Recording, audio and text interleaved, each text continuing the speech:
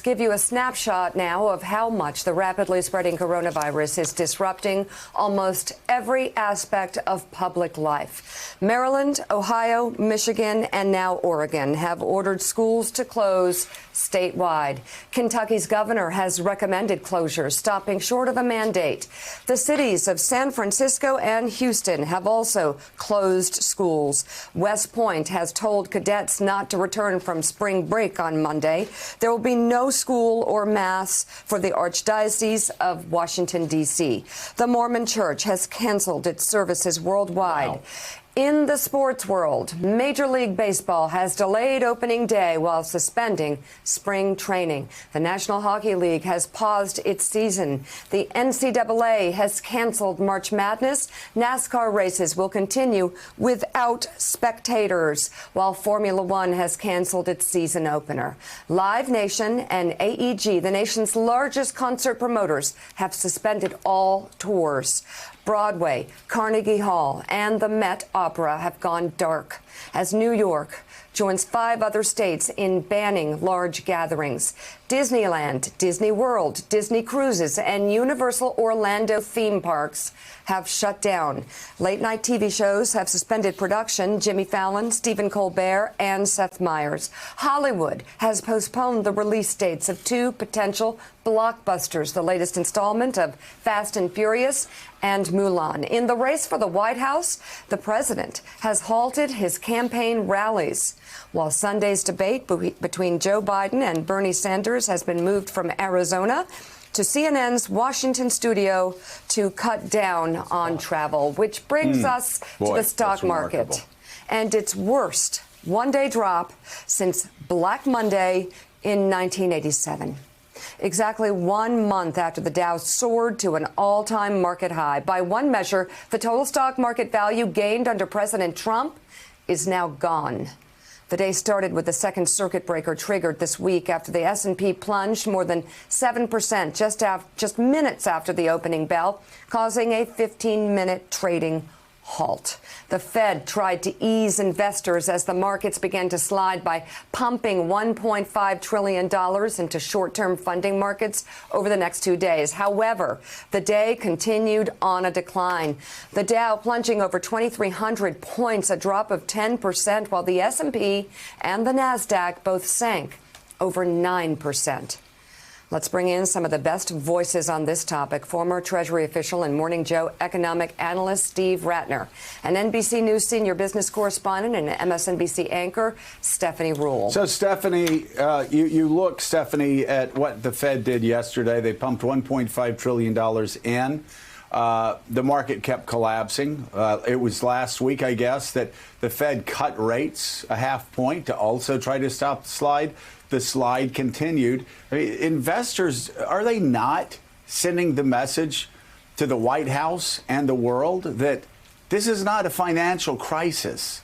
This is a health care crisis that is causing a financial crisis. Stop throwing money at the problem. It's not going to fix it. You've got to fix the health care crisis first, because all these markets crashing, that's the fever. That's the symptom of the underlying disease. That's absolutely right, Joe. What the Fed did yesterday was different from a rate cut. The 1.5 trillion is really to keep lending going, to make sure we don't run in to a banking or a funding issue. But something to remember: when you see the markets tank like this, it's because we're finally actually addressing this health crisis. And in order to address it, you basically have to put the whole country, we're putting our economy on pause. We're asking every American to sort of change almost every aspect of the way we live our lives. And the sooner we do that, the sooner we can get to the other side of this. I mean, there is positive. If you look to China this morning, all 42 of the Apple stores are reopening.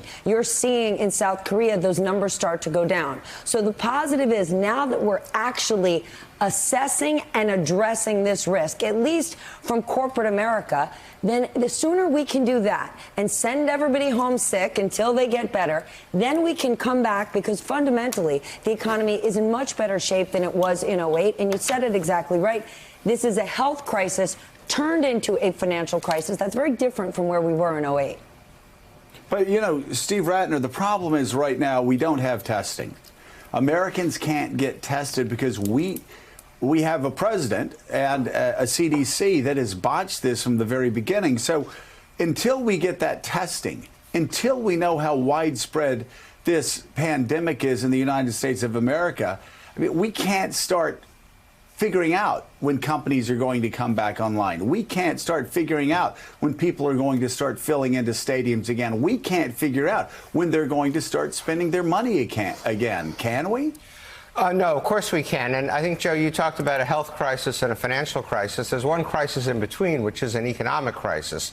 The financial crisis we're looking at is really a reflection of what's going on in the economy. This is very different than in 08. 08 was a financial crisis. We had a fundamentally more or less healthy economy and then a financial crisis.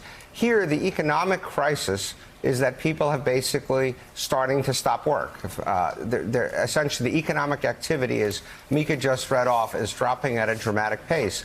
And that is going to come at a huge cost to our economy. When I was on the show, I think 3 or 4 days ago, it looked like there was maybe a 65% chance of a recession. I think today it's well over 90%. The bank economists are all taking down their forecasts very substantially. JP Morgan is predicting negative growth in the first quarter, negative growth in the second quarter. You can't have this much of a cessation of economic activity without it having a major implication for the financial markets, which obviously see recession. Have the markets overreacted or not?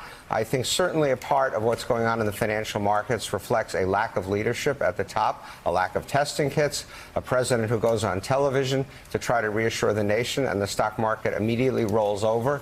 There is really no sense in the Wall Street community that I live in.